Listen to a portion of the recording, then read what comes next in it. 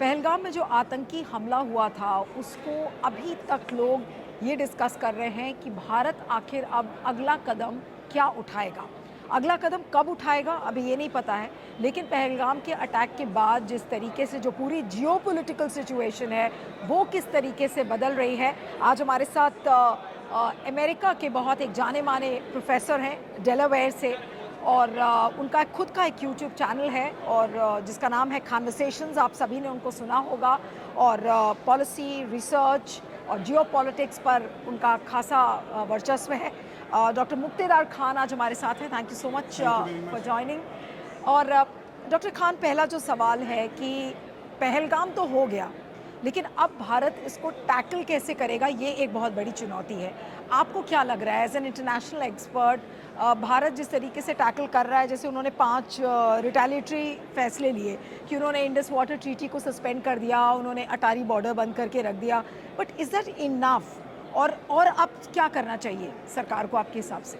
देखिए, जो स्टेप्स अभी ले चुकी है मोदी गवर्नमेंट, वो पब्लिक को खुश करने वाले स्टेप्स हैं। बिकॉज जो एक्चुअल प्रॉब्लम है उसको सॉल्व करने वाले स्टेप्स तो दूसरे हैं। एक कि दे हैव टू क्रिएट जो डिटरेंस, कि ऐसी हरकत फ्यूचर में ना हो, और वो डिटरेंस ख़त्म हो गया है। So they have to rebuild the deterrence कि या तो टेररिस्ट ग्रुप्स या पाकिस्तान की जो आईएसआई वगैरह इस तरह के ऑपरेशंस कर रही है, it should be afraid to do that. तो उसकी एक ही तरीका है that you have a punishment. तो वो अभी तक तो नहीं मिली है। और दूसरी चीज़ ये है कि they have to solve the problem. यानी अभी तक तो टेररिस्ट पकड़े भी नहीं गए and they have not been able to solve के इंटेलिजेंस फेलियर कैसा हुई है और सिक्योरिटी फेलियर क्यों हुई। ऐसा लग रहा है कि टेररिस्ट की इंटेलिजेंस गवर्नमेंट की इंटेलिजेंस से बेहतर है, because they were able to identify a target जहाँ पे कोई प्रोटेक्शन नहीं था। और ये जो जो इन्होंने स्टेप्स लिए हैं ना, मैं मिसाल के तौर पे जो सबसे बड़ी स्टेप है वो है जो इंडस वाटर ट्रीटी को इन्होंने इन अबेंस डाला है। इन अबेंस का मतलब है इट हैज़ बीन सस्पेंडेड, यानी इन्होंने तोड़ा नहीं है, इट इज़ स्टिल वैलिड। और इन्होंने अभी तक वर्ल्ड बैंक को इन्फॉर्म भी नहीं किया है, विच नहीं, इज़ द जब थर्ड पार्टी। जब कहते हैं कि इंडस वाटर ट्रीटी को उन्होंने सस्पेंड कर दिया, तो सस्पेंड करने का मतलब ये तो नहीं है ना कि पानी का फ्लो बंद कर दिया। पानी तो अभी भी फ्लो हो रहा ट्रीटी होगा। मतलब ट्रीटी इज नॉट वैलिड। हाँ। इट्स लाइक सेइंग कि आपका ड्राइवर्स लाइसेंस सस्पेंड हो गया है, लेकिन आप फिर भी चला ड्रा- सकते हैं हाँ, गाड़ी, तो exactly। गाड़ी आपसे छीन ली थोड़ी गई। हाँ। बट द पॉइंट इज कि वो इसलिए मुझे उतना सीरियस नहीं लगता क्योंकि पिछले 2023 के सितंबर से ये रीनेगोशिएट हो रही है ट्रीटी। क्या पाकिस्तान ने 2 इंडिया के डैम्स के खिलाफ अपोजिशन लगाए और उसके वजह से India is trying to renegotiate the deal. तो एक तरह से आप कह सकते हैं कि वो treaty was already suspended. No so तो सवाल ये है कि क्या सरकार काफ़ी समय से इसको सस्पेंड करने के लिए सोच रही थी जी हाँ। और उनको एक ये मौका मिल गया कि भाई अब आतंकी हमला हो गया है, अब इसको उठा के कर ही देते हैं? इनफैक्ट इंडिया ने कई बार धमकी भी दी कि अच्छा। इंडिया वांट्स टू रीनेगोशिएट, उसके टर्म्स एंड कंडीशंस वो बदलना चाह रही है। और वो इसलिए उन्होंने कई बार धमकी दे दी है। मतलब डॉक्टर जयशंकर ने भी बात किया है। आपको याद है कि वो जब जो फॉरेन मिनिस्टर जो गोवा आए थे पाकिस्तान के, तो जब देयर वाज अ डिस्कशन कि शायद ये ट्रीटीज़ के बारे में हल हो। और दूसरी चीज़ ये है कि जो इंडिया का और पाकिस्तान का जो पीस का इंफ्रास्ट्रक्चर था वो धीरे धीरे टूट रहा है। एक जो 2021 से सीज फायर था वो ख़त्म हो गया, दोनों ने फायरिंग कर ली है विद, ठीक है, पिस्टल्स शायद यूज़ किए, स्मॉल फायर आर्म्स कह रहे हैं, असॉल्ट राइफल्स यूज़ नहीं किए गए, but they have broken the cease fire. और पाकिस्तान ने जो धमकी दी उससे मुझे ऐसा लग रहा है कि कहीं पाकिस्तान के कह सकते हैं कि एक जाल में ना फंस जाए India, because Pakistan is suspending the Shimla accords. Shimla accord के 3 महत्वपूर्ण चीज़ें हैं। एक, बांग्लादेश को रिकॉग्नाइज किया जो अब रिवर्स नहीं हो सकता। दूसरी, लाइन ऑफ कंट्रोल को एक तरह से रिकॉग्नाइज कर ली है। जो तीसरी चीज़ थी, दोनों मुल्क ने ये बात पे तय किए थे कि इनके मसाइल बायलैटरली सेटल होंगे। लेकिन पिछले 15-20 साल से Pakistan was trying to bring in या तो OIC या UN सिक्योरिटी काउंसिल या US को। अब याद है ओबामा ने एक स्पेशल ऑनवाई भी अपॉइंट किया था to deal with this issue, और इंडिया ने कह दिया था कि ये बायलैटरल इशू है अकॉर्डिंग टू शिमला अग्रीमेंट। लेकिन अगर शिमला अग्रीमेंट टूट जाता है तो फिर it's not a bilateral issue. तो पाकिस्तान के लिए it will be a diplomatic win कि अगर शिमला तो खत्म इसका हो जाता। मतलब, इसका जो आप एक्सप्लेन कर रहे हैं उसका मतलब ये है कि भारत के पास खोने के लिए ज़्यादा है बजाय इसके कि पाकिस्तान ज़्यादा खोए। जी हाँ, मतलब वो गरीब मुल्क है, it has less to lose. और डिप्लोमेटिकली अगर शिमला एकॉर्ड्स चले जाता है तो उनका फ़ायदा हो जाएगा। और दूसरी मिलिटरीली भी it is a very difficult deal for Modi. Prime minister Modi क्या करेंगे अगर एक छोटी सी स्ट्राइक करते हैं वो, तो Pakistan will immediately retaliate because उसका एस्केलेशन नहीं होगा, राइट। बिल्कुल। तो जैसा कि ईरान और पाकिस्तान के बीच में हुआ था 1-1.5 साल पहले, एक दूसरे के उन्होंने स्ट्राइक कर लिए फिर खामोश बैठ गए। तो ये होगा कि ये वहाँ पे स्ट्राइक करेंगे और यहाँ की इंडिया की मीडिया बोलेगी कि क्या हमने बस तबाह बर्बाद कर दिया पाकिस्तान को, सब खुश हो जाएंगे एंड देल गो होम। या अगर थोड़ा ज़्यादा एस्केलेट हो जाता है, एक छोटी मोटी जंग हो जाती है, तो मुझे लगता है उससे पाकिस्तान का ज़्यादा फ़ायदा होगा। बिकॉज अभी पाकिस्तान की पब्लिक आर्मी से नफरत करने लग गई है बिकॉज ऑफ इमरान खान और शहबाज शरीफ के लेजिटिमेसी के पास क्वेश्चन मार्क है कि इजी एक्चुअली इलेक्शन ये जीत के आए हैं या रिक करके आए हैं। लेकिन अगर जंग होगी तो पाकिस्तान की सारी पब्लिक उनके पीछे आ जाएगी। They will unite behind Munir and Shahbaz Sharif. तो ये दोनों के लिए एक छोटी जंग कैन बी ए गिफ्ट। नहीं तो अब अगर मोदी जंग नहीं करते तो मोदी के लिए मुसीबत है, जी। और अगर वो जंग करते हैं तो फिर पाकिस्तान के पास कुछ विन करने के लिए हो जाएगा, जी कुछ हाँ। वो जीतेंगे, उनका कुछ उनके लिए एडवांटेज होगा। तो क्या पाकिस्तान ने वाकई में मोदी को फंसा दिया है? हाँ। जाल में फंस गए मोदी। एक तरह से फंस गए हैं बिकॉज अगर उनको मिलिट्री सज़ा देनी है तो it have to be a bigger war जिसमें पाकिस्तान की इकोनॉमी कमज़ोर है। और लेकिन प्रॉब्लम ये है जब जंग शुरू होती है आप प्रिडिक्ट नहीं कर सकते। अगर आपने यूक्रेन और रशिया की वॉर थी, सबने कहा था कि 2 हफ्ते में ख़त्म हो जाएगी, 3 हफ्ते में हाँ। पूरा यूक्रेन डूब जाएगा। 2.5 साल 3 साल हो गए, कुछ नहीं हुआ। क्या इंडिया 1 साल तक जंग लड़ने तैयार है? और दूसरी चीज़ ये है नहीं कि तो क्या मोदी को समय क्या इसीलिए लग रहा है कि whether he should do a limited strike और he should go in for a bigger strike?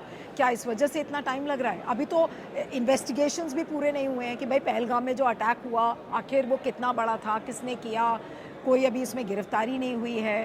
तो मुझे लगता है कि एक इंटरेस्टिंग चीज़ है।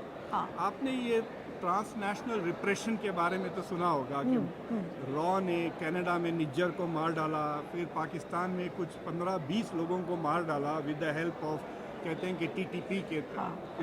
तो हो सकता है कि right now Ajit Doval is thinking कि हम किसी सीरियस सीनियर एलिटी लीडर को अगर मार दें, सोचिए आप पाकिस्तान में किसी 4-5 लीडर्स को जो जिनसे टेररिज्म से ताल्लुक़ है, अगर उनको मार देती है देन मोदी कैन क्लेम कि हम घुस के मारे, और देन पाकिस्तान को रिटेलिएट करने का कोई ऐसा ऑप्शन नहीं होगा because they have to prove कि India was behind it. So I think that is the only win win option जो मोदी के पास है।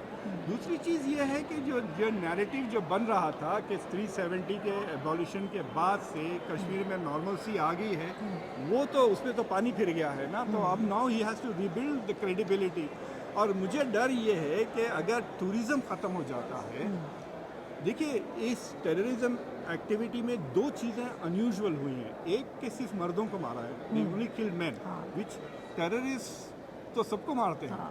तो उससे मुझे ज़रा शक ये हो रहा था कि क्या इनको मिलिट्री ट्रेनिंग मिली हुई है, like they are professional soldiers, कि वो औरतों और बच्चों को उनसे मारा नहीं गया, सिर्फ मर्दों को मार दिया।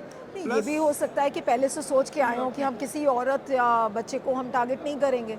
But there has to be some reason ना, Right. If you want to be a terrorist. दूसरी चीज़ ये है कि उन्होंने जो रिलीजन को इतना एम्फसाइज किया है, तो I think they are trying to kill Hindu religious tourism. अगर वो उनका टारगेट है तो फिर कश्मीर की इकोनॉमी फिर डूब जाएगी, और जैसा कश्मीर की इकोनॉमी नीचे जाएगी मुझे लगता है कि रेडिकलाइजेशन बढ़ने लग जाएगा because the people are going to be frustrated. और जो काउंटर टेररिज्म जो एफर्ट्स होते हैं, आप कितने भी अगर आप जन्नत से फरिश्तों को भी ला के कहे कि आप काउंटर टेररिज्म करो, कुछ ना कुछ ऑपरेशन तो हो जाएगा, पब्लिक को बंद हो जाएंगे, तकलीफ होंगी, so the anger of the public is going to rise. तो इन दैट सेंस कई प्रॉब्लम्स फंस गए हैं। और फाइनली ये जो नैरेटिव है कि हम इतने सख्त हैं, ये हैं वो हैं, मुझे लगता है कि देयर इज़ 2 क्वेश्चंस जो बहुत सीरियसली पूछना चाहिए नरेंद्र मोदी से। एक कि लगातार इंटेलिजेंस फेलियर हो रहा है, एक जो पकड़े गए अमेरिका में वो पन्नों को मारने की कोशिश में, that was a failed operation. उसके बाद बांग्लादेश में जो क्राइसिस हुई उसकी कोई खबर नहीं थी इनको जब तक कि शेख हसीना को भगा ना दिया। फिर तीसरी अब ये इंटेलिजेंस है, तो there is a repeated intelligence नहीं तो फेलियर। इसका मतलब ये है कि मोदी को पाकिस्तान ने तो फंसाया ही है, साथ में मोदी घिर भी गए हैं अपने नेबरहुड में, एक तरफ चाइना, एक तरफ पाकिस्तान, एक फिर तरफ बांग्लादेश। जी हाँ। तो जियोपॉलिटिकली पहले कहते थे कि भाई टू फ्रंट वॉर्स इंडिया को लड़ना है, फिर उसके बाद 2.5 किया कश्मीरी टेररिस्ट, मतलब बाद लोग कहते हैं कश्मीरी टेररिस्ट, बाद लोग कहते हैं सारे मुसलमान इज़ द 2.5 फ्रंट, लेकिन अब 3 फ्रंट्स हो गए इंडिया के लिए, क्योंकि जो बांग्लादेश ने ऑफ़र किया है चाइना को कि सिलीगुड़ी जो चिकन नेक है उसके पास एक बेस को वो रिबिल्ड करें, अगर चाइना वो करता है, इन इंडिया पिछले 3 हफ्ते में काफ़ी ट्रूप्स और एंटी एयरक्राफ्ट जो गन्स वगैरह हैं वहाँ मूव किए हैं इन एंटिसिपेशन। तो अब ऑलरेडी इंडिया के पास अब 3 फ्रंट्स हो गए हैं, गलवान में चाइना है, अब ये सीज़ फायर ख़त्म हो गया वेस्टर्न फ्रंट पर, अब बांग्लादेश के पास वहाँ पे वो जो थ्रेट है कि वो 7 सिस्टर स्टेट्स को डिसकनेक्ट हो जाएंगे वो इंडिया से। So it is not a, मतलब इंडिया के लिए सिक्योरिटी प्रॉब्लम्स बढ़ते ही जा रहे हैं पिछले एक महीने। नहीं, लेकिन जियोपॉलिटिकली, सिक्योरिटी वाइज, स्ट्रैटेजिकली इस समय पहलगाम के टेरर अटैक के बाद कितना बुरी तरह से मोदी जी घिर गए हैं, मतलब उनके लिए ये क्या सबसे बड़ा चैलेंज है इस समय, इस चीज़ को टैकल करना, और कैसे करेंगे? देखिए, ही हैज़ टू फाइंड ए, मतलब चक्कर ये है कि इनकी गवर्नमेंट की जो रेटरिक भी थी, आपको पता है राजनाथ सिंह ने कई बार कहा कि हम गिलगित बल्तिस्तान वापस ले लेंगे, हम पाकिस्तान ऑक्युपाइड कश्मीर को वापस ले लेंगे।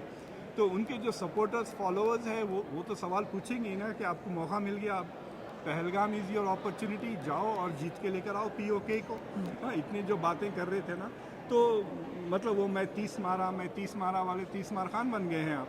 सो that is a challenge for him to show के I am going to be tougher, क्योंकि ये जो अटैक हुआ है दिस इज़ ऑन सिविलियंस, ये पुलवामा वाला अटैक नहीं है, उरी वाला अटैक नहीं है जो सोल्जर्स पे हुआ था, याद है आपको? तो now this is a worse attack, तो अगर ये जवाब देते हैं तो it has to be tougher than the जवाब ना, तो वहाँ पे फंस गए हैं। तो इसलिए मुझे लगता है कि पाकिस्तान अगर इन्वॉल्व है और इसमें क्लियर लग रहा है कि इट इज़ इन्वॉल्व, तो उसने नरेंद्र मोदी को काफ़ी मतलब डिफ़िकल्ट सिचुएशन में डाल दिया है। इसलिए आपको ऐसा लगेगा कि इट टेक ए वाइल कि आपको पता चले कि क्या जवाब दे। आई थिंक वो they will try A covert operation, या तो बलूचिस्तान से कुछ करवा दें उनकी तरफ से, या फिर तहरीक तालिबान पाकिस्तान से कुछ करवा दें, तो उससे ये होगा कि देन डायरेक्ट कॉन्फ्रंटेशन नहीं होगा। चलिए, आपका बहुत बहुत शुक्रिया, thank you so much doctor you Khan very for joining. Now we'll just cut this and do it in English.